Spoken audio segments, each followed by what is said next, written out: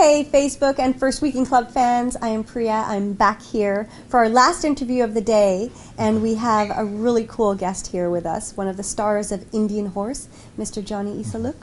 Welcome. Thank you. Thank you very much for having me.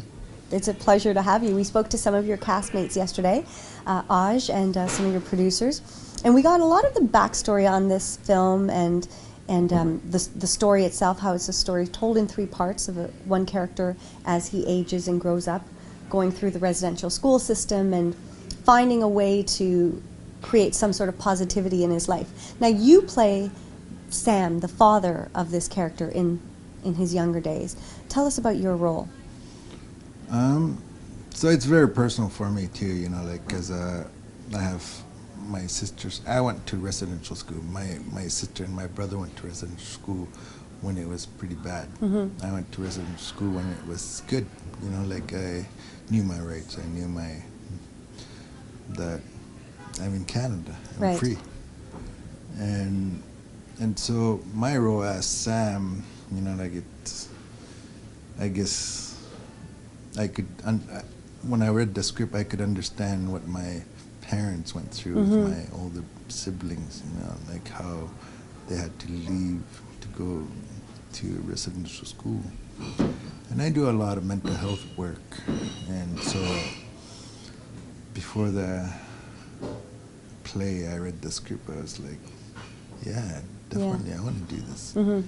And it was tough at times, you know, being the father, like you could feel the wrenching of your heart when your mm-hmm. son's dying or your son's leaving, you know, like it was a tough role to play, but I'm really happy I got to do it, you know, tell the story. Yes, absolutely. It must be really, of course, sort of conflicting to.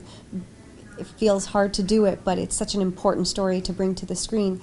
And even though it's been a book that is so well known throughout Canada, it's not as well known to certain generations. So it's great to bring it to the screen, a different medium where people can relate to this story in a much more visual way and kind of bring it back to light. Don't you think? Oh yeah, definitely. You know.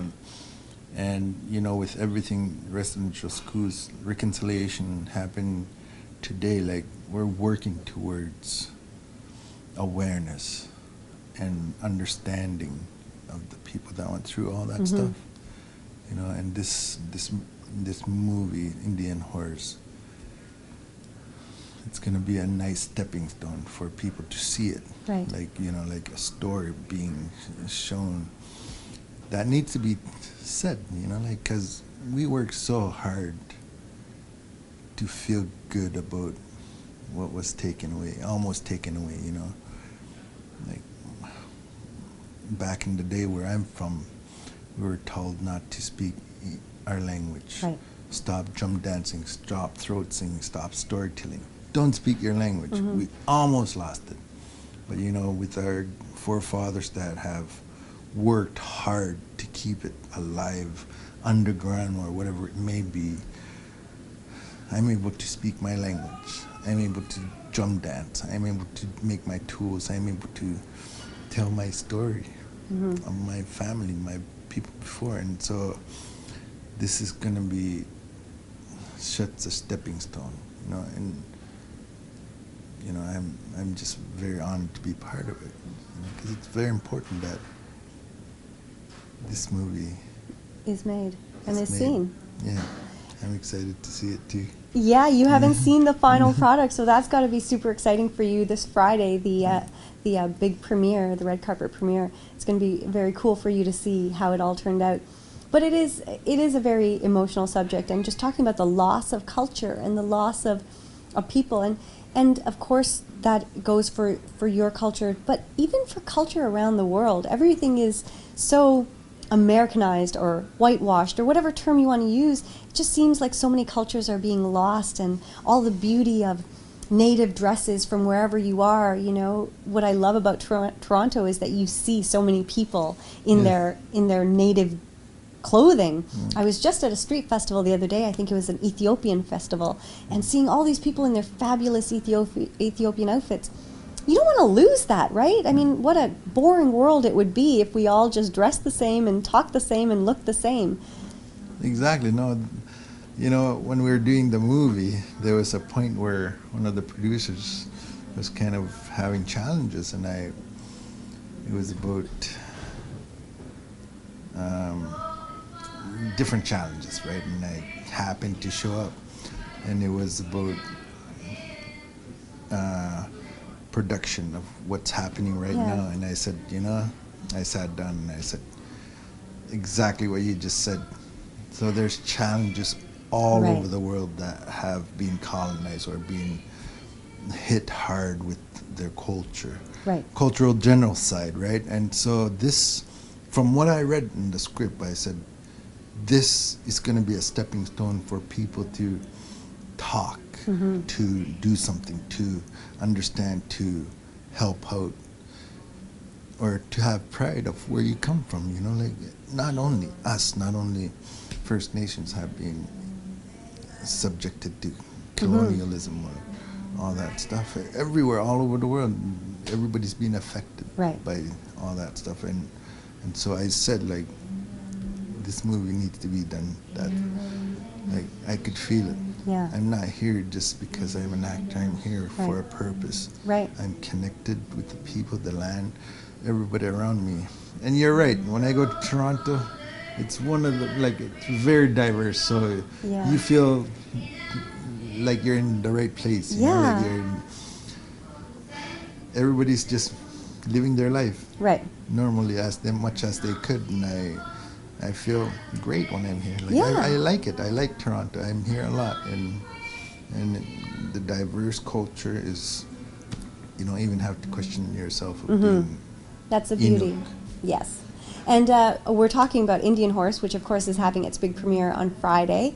But you're also in town at the Stratford Festival in a play. So let's just quickly talk about that play, because that is on until October, and we can still go out and see that. And I certainly intend to come and see it. So tell us about the play. So it's the play is called Breathing Hole, and it's written by Colleen Murphy, directed by Renelta Issaluk, and they're both amazing. Like, if you see the show, you'll see the product of their work. And I have a lead role as a hunter and as a security guard in another part. But it's about a polar bear in the 500-year lifespan. You know, from my people not living in the Arctic, from 1500s. So my dad's generation and before, and then